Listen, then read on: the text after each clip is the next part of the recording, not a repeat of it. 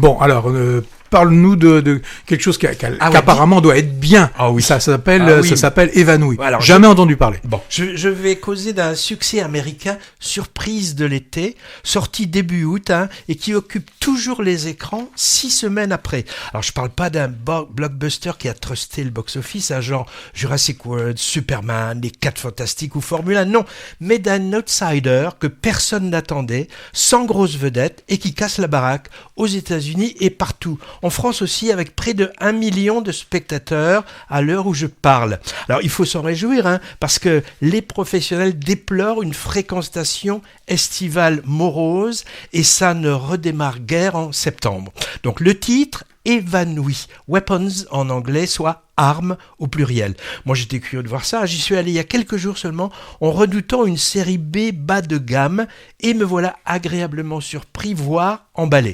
Alors, il entre dans la catégorie film de genre, comme on dit. Alors, quel genre ? Conte nocturne, à tendance surnaturelle, disons, et louchant vers le thriller horrifique. Brrr, je vois Patrick déjà qui frissonne. Début de l'histoire. Une nuit, tous les enfants d'une classe d'école primaire d'une ville de Floride se volatilisent en s'enfuyant de leur maison. Le matin, tous ont disparu sauf un. Où sont-ils ? Qui ou quelle chose est à l'origine de ce mystère ? Alors le scénario intelligemment construit va dénouer petit à petit l'intrigue en nous montrant en 6 ou 7 parties titrées le point de vue de différents personnages.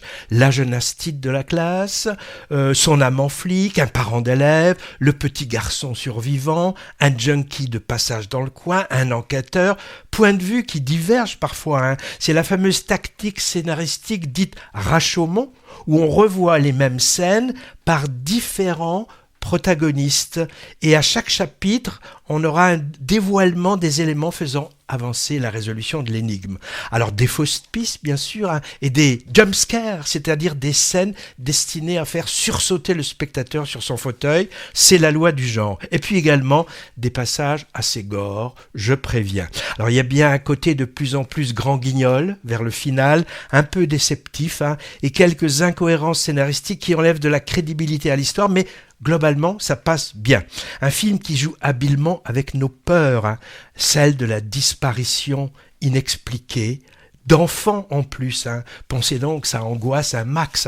Alors, une parenthèse, d'autres fictions avec disparition d'enfants préexistent, Alors, sans remonter jusqu'au, tu te souviens Patrick, Les Disparus de Saint-Agile, Christian Jacques, 1938, avec Eric von Stroheim et Michel Simon, mais ça c'était plutôt parodique. On a eu en 1975, Picnic à Hanging Rock, premier film de l'Australien Peter Weir, celui qui réalisera après Witness ou Le Cercle des Poètes Disparus.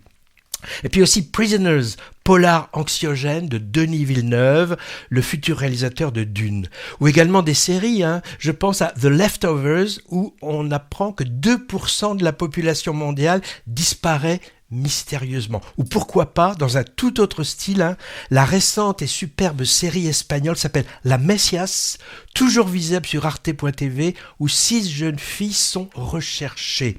Alors pour revenir à Évanoui, je signale devant la caméra, dans le rôle de l'instit, une talentueuse jeune actrice qui s'appelle Julia Garner. Moi je l'avais repérée dans des séries palpitantes, The Americans, sur une famille d'espions russes infiltrés aux États-Unis pour un petit rôle, et surtout Ozark, 4 saisons où elle faisait merveille. Et puis il y a eu aussi la mini-série Inventing Anna, l'histoire réelle d'une imposteur de la jet set. Elle est annoncée pour incarner Madonna dans un biopic à venir.